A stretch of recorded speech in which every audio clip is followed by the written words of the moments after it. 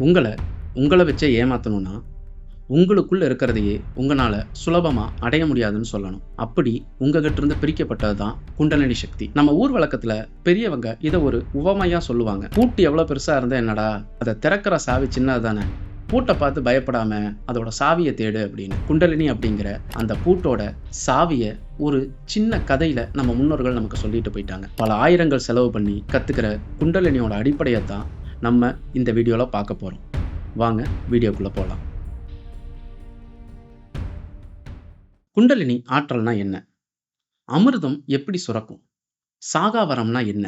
அதுக்கு பின்னாடி இருக்கிற மறைபொருள் என்ன?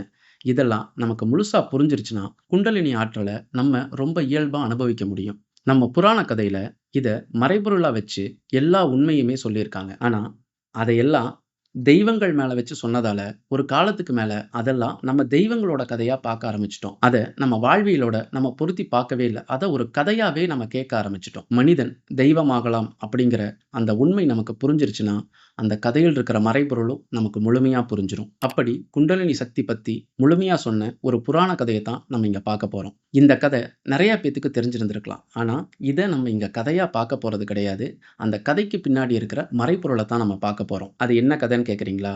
அசுரர்களும், தேவர்களும் இணைஞ்சு பார்க்கடல கடைஞ்சு அமிர்தம் எடுத்த கதை தான். இந்த கதையோட ஆரம்பத்துல விஸ்வாமித்திரர் ஒரு மாலைய கொண்டாந்து இந்திரன் கிட்ட கொடுப்பாரு. இந்திரன் தான் வாங்கி அந்த மாலைய போட்டுக்காம, தான் உட்கார்ந்திருக்கிற யானை மேல வச்சிருவாரு. ஒரு ஸ்டேட்டுக்கு மேல அந்த யானை அந்த பூவ தன் கால்ல போட்டு மிதிச்சிரும். இத பார்த்த விஸ்வாமித்திரர் பயங்கரமா கோவப்பட்டு தேவர்களுக்கு சாபம் குடுத்துருவாரு. இப்படித்தான் இந்த கதையோட ஆரம்பம் இருக்கும்.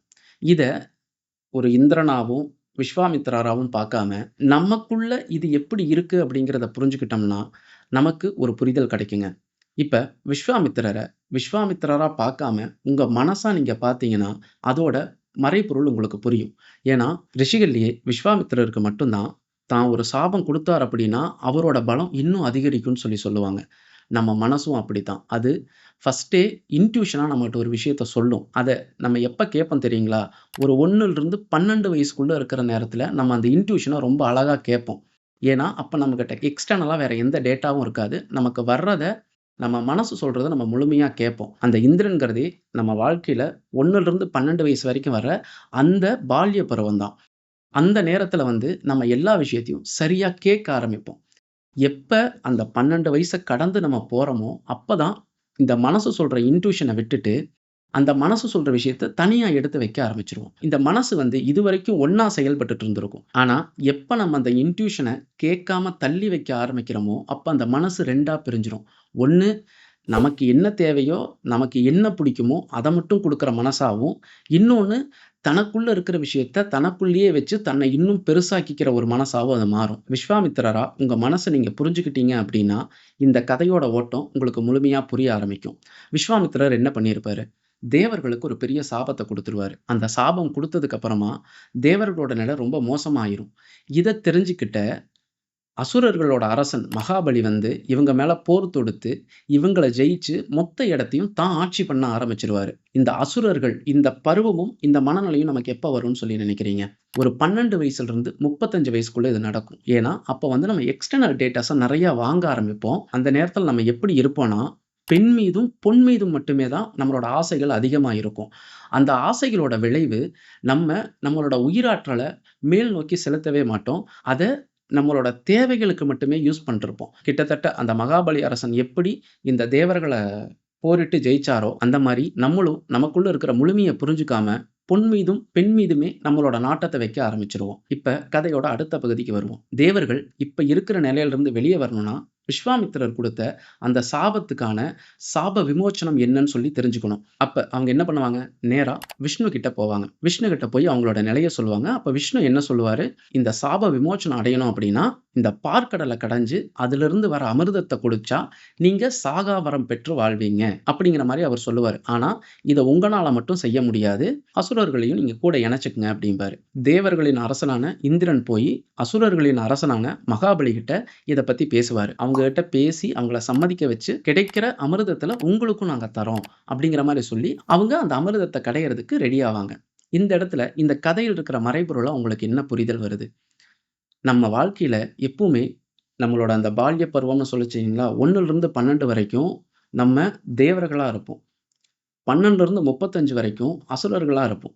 அசுரர்கள் எப்படின்னா என்னன்னா, பொன் மீதும், பொருள் மீதும் ஆசை வச்சு இந்த உலக இயல்பு மேல பெருசா எண்ணத்த வச்சிருப்போம். இதே ஒரு 35 வயசுக்கு மேல போம்போது தான் நமக்கு தெரியும். நம்ம அடுத்த இடத்துக்கு போகணும். நமக்கான ஒரு அமைதி வேணும் அப்படிங்கிற இடத்துக்கு போவோம். அப்பதான் நம்ம நம்மள பத்தி தேடவே ஆரம்பிப்போம். இப்ப கதையோட அடுத்த பகுதிக்கு வருவோம். தேவர்களும், அசுரர்களும் சேர்ந்து அந்த பாற்கடல கடையலாம் அப்படிங்கிற முடிவுக்கு வருவாங்க. இத கடையறதுக்கு மத்தா மந்தார மலையையும், அந்த கயிறா வாசுகிங்கிற பாம்பையும் உபயோகப்படுத்துவாங்க. அது அவங்களால முழுமையா முடியாது. அந்த மலை வந்து ஸ்திரம் இல்லாம கீழ போக ஆரம்பிச்சுரும். இப்பதான் விஷ்ணு தன்னோட 2வது அவதாரமான கூர்ம அவதாரத்த எடுப்பாரு. விஷ்ணு தன்னோட கூர்ம அவதாரத்த எடுத்து அந்த மந்தார மலைய மேல தூக்கிட்டு வந்து வச்சு, அதுக்கப்புறமா தான் அத கடைய ஆரம்பிப்பாங்க.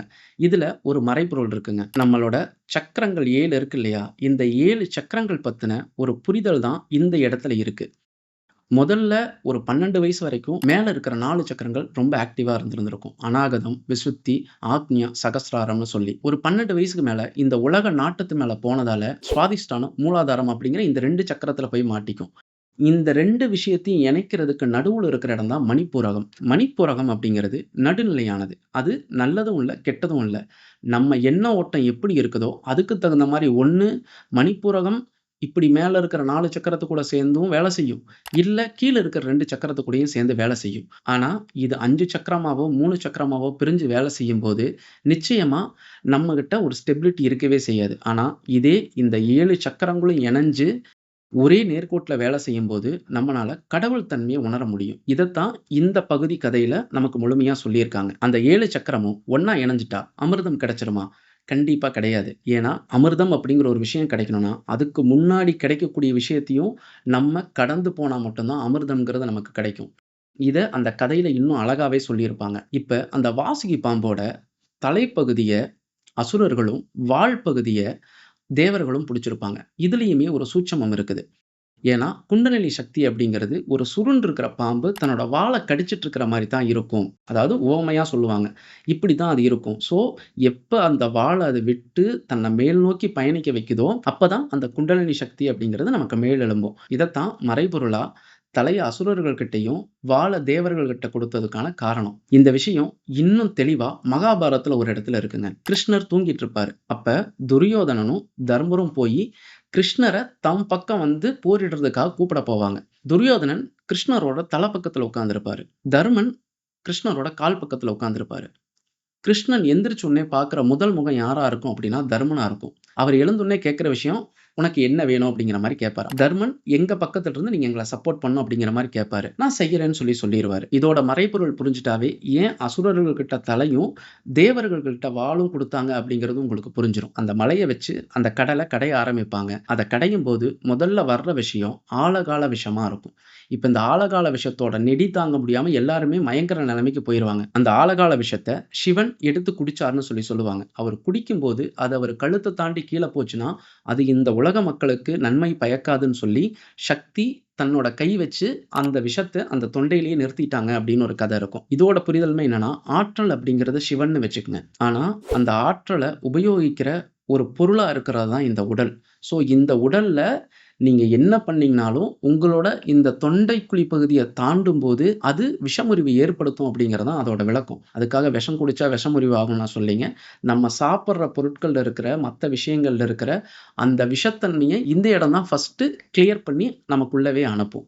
இதோட மறைபொருளும் அதுதான். அதுக்கப்புறமா தேவர்களும், அசுரர்களும் அந்த பாற்கடல கடையும்போது, வாசுகி பாம்பால தாங்க முடியாம அதோட மூச்சு காத்து நெருப்பா வந்துச்சுன்னு சொல்லுவாங்க. அந்த நெருப்ப அணைக்கிறக்கு விஷ்ணு மழை வர வச்சு அந்த இடத்த குளிர்விச்சாரு அப்படிங்கிற பகுதி அதுல இருக்கும். இதோட விளைவுமே என்னன்னா, நம்ம இப்ப குண்டலினி சக்திக்காக ஒரு பயிற்சி செய்ய ஆரம்பிக்கும்போது, கண்டிப்பா நம்ம உடல்ல சூடு ஏற்படும். அந்த சூட எப்படி தணிக்கிறது, எப்படி குளிர்விக்கிறது அப்படிங்கிற மறைபொருளா தான் அந்த இடத்துலயும் அத சொல்லியிருப்பாங்க. இதெல்லாம் முடிஞ்சு அந்த பாற்கடல கடையும்போது, அதிலிருந்து ஒவ்வொரு பொருட்களா வெளிய வர ஆரம்பிக்கும். பார்க்ல இருந்து நெறைய பொருள் வந்துச்சுன்னு சொல்லுவாங்க. அதுல ஒரு சில விஷயத்த பார்ப்போம். காமதேனு, யானை, குதிரை, மகாலட்சுமி, கற்பக விருட்சம் இப்படி நெறைய விஷயம் அதுல வந்துச்சுன்னு சொல்லுவாங்க. இதெல்லாம் என்னன்னு கேட்டீங்கன்னா, நீங்க அந்த குண்டலினி பயிற்சி செய்யும்போது, நமக்கு ஒவ்வொரு ஸ்டெப் பை ஸ்டெப்பா கிடைக்கிற ஒவ்வொரு பலன்களா அது இருக்கும். இப்ப சில பேர் வந்து அந்த மகாலட்சுமியோடவே நிக்கிறவங்களும் இருப்பாங்க. சில பேர் கற்பக விருட்சத்தோட நின்றுவாங்க. சில பேர் ஒரு யானையிலயோ, குதிரையிலயோ நின்றுவாங்க. ஆனா, இதை எல்லாத்தையும் கடந்து போனா தான், அந்த அமிர்த கலசத்தோட வர தன்வந்திரிய நம்மனால அனுபவிக்கவே முடியும். அந்த அமிர்த கலசம் வெளிய வந்ததோட இந்த கதை முடிஞ்சான்னு கேட்டீங்கன்னா, கண்டிப்பா கிடையாது. அத அசுரர்கள் திருடிட்டு போயிருவாங்க. தேவர்கள் போய் விஷ்ணு கிட்ட கேட்பாங்க, இப்படி ஆயிடுச்சுன்னு சொல்லி. அப்ப விஷ்ணு ஒரு மோகினி அவதாரம் எடுத்து, அவங்க கிட்ட போயி, அவங்களுக்கு புடிச்ச மாரி நடந்து, அவங்ககிட்ட இருந்த அந்த அமிர்த கலசத்த வாங்கி, "இத எனக்கு புடிச்ச மாரி தான் நான் பகிர்ந்து குடுப்பேன். எந்த கேள்வியும் கேட்கக்கூடாது." அப்படின்னு சொல்லி கூட்டிட்டு வந்து உட்கார வச்சு, அமிர்தத்த அசுரர்களுக்கு குடுக்காம, தேவர்களுக்கு மட்டும் தான் குடுத்திருப்பாங்க. அந்த மோகினி என்ன செஞ்சாலும் ஒத்துக்கணும் அப்படிங்கிற அந்த வாக்க குடுத்ததால, அசுரர்களாலயும் அத எதிர்த்து கேட்க முடியாது. இப்ப தேவர்களுக்கு மட்டும் தான் மோகினியா இருக்கிற அந்த விஷ்ணு குடுப்பாரு. இதுக்கு நடுவுல ஒரு அசுரன் தேவர் மாரி வந்து அங்க உட்கார்ந்து அந்த அமிர்தத்த குடிச்சிருவாரு. இது தெரிஞ்ச விஷ்ணு தன்னோட சக்கராயுதத்த யூஸ் பண்ணி அடுத்த கணமே அவரோட கழுத்த வெட்டிருவாரு. ஆனா, அமிர்தம் குடிச்சதுக்கு அப்புறமா அவருக்கு இறப்பு இல்லங்கிற ஒரே காரணத்தால அவரோட தலையும் உயிரோட இருக்கும், உடம்பும் உயிரோட இருக்கும். அப்படிதான் தலைக்கு கீழ பாம்போட உடலாவும், உடம்புக்கு மேல பாம்போட தலையாவும் ராகு, கேது அப்படிங்கிற அந்த சாயா கிரகங்கள் உருவானதா அந்த கதையில சொல்லுவாங்க. இதையுமே நீங்க ஆழ்ந்து புரிஞ்சுக்கிட்டீங்க அப்படின்னா, குண்டலினி சக்திங்கிறது நமக்குள்ள எப்படி இருக்குது? அது எப்படியெல்லாம் வெளிப்படுது? அப்படிங்கிறது உங்களுக்கு ஒரு புரிதல் இதுல வரும். குண்டலினி சக்தி அப்படிங்கிறது எப்படி நமக்குள்ள இருக்குது? இந்த 7 சக்கரங்கள் இணைஞ்சா எப்படி அந்த குண்டலினி சக்தி வரும்?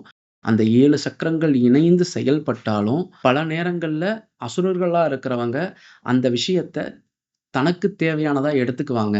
அப்படி அசுரர்களா இருந்து அத அவங்க எடுத்துக்கிட்டாங்க அப்படின்னா, கண்டிப்பா நன்மை பயக்காதுன்னு சொல்லி தான், அசுரரா இருந்து தேவரா மாறி வந்து குடிச்சவரோட கழுத்த வெட்டியிருப்பாரு. அது மட்டும் இல்லாம அவங்கனால எதிலயும் நேரா பயணிக்க முடியாது. அவங்க ரிவர்ஸ்ல போற மாரி அந்த ஸ்ட்ரக்சர் கிரியேட் பண்ணியிருப்பாங்க. இதெல்லாம் வந்து ஜோசியம் சொல்ற மாரியோ, கோள்கள பத்தி சொல்ற மாரியோ பார்த்தோம்னா, அதுக்குள்ள ஒரு 100 கேள்வி கேட்டு அதுக்குள்ள போய் நம்ம நிப்போம். ஆனா, இத நம்ம நமக்குள்ள வச்சு பார்த்தோம் அப்படின்னம்னா, அதோட உண்மைத்தன்மை இன்னும் முழுமையா புரியும். நம்ம என்னதான் அந்த குண்டலினி சக்தியோட அமிர்தத்தையே பருகுனாலும், நம்ம மேல் நோக்கி பயணிச்சா மட்டும் தான், அது நம்மள கடவுள் தன்மைக்கு கூட்டிட்டு போகும். அத தாண்டி இல்ல எனக்கு இது கூட போதும்.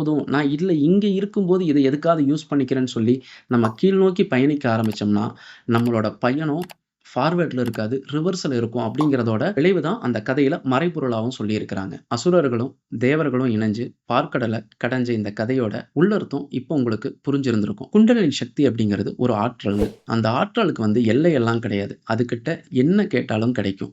அதுகிட்ட நம்ம சரியான விஷயத்த கேட்டோம் அப்படின்னம்னா, நிச்சயமா நம்ம கடவுள் தன்மைய அடைய முடியும். கடவுள் தன்மை அப்படிங்கிறது என்ன அப்படின்னா, நம்ம மற்றவர்கள்கிட்ட கருணையா இருக்கிறது. நிச்சயமா நம்மளோட புராண கதையில மறைபொருளா இருந்த குண்டலினி சக்தி பத்தி இப்போ உங்களுக்கு ஒரு முழுமையான தெளிவு கிடைச்சிருந்திருந்திருக்கும்.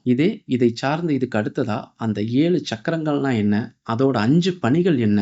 அதுக்கு இருக்கிற 5 கடவுள்கள் என்ன? இதையெல்லாம் ஒன்றிணைச்சு எப்படி அந்த குண்டலினி சக்திய நம்ம சரியான வழியில பயன்படுத்த முடியும்? அப்படிங்கிறத நம்ம அடுத்த வீடியோல பார்க்கலாம். இதே மாரி இன்னொரு நல்ல வீடியோல நான் உங்கள சந்திக்கிறேன். என்னைப் போலவே என் எதிரே அமர்ந்திருக்கும் அனைத்து சக உயிர்களும் வளமுடன் வாழ்க!